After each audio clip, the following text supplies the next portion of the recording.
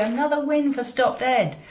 This is our fourth award and our second audience award. So on behalf of the Stop Dead team, I would like to say gracias, TerrorMolins and your fantastic audience for voting for Stop Dead.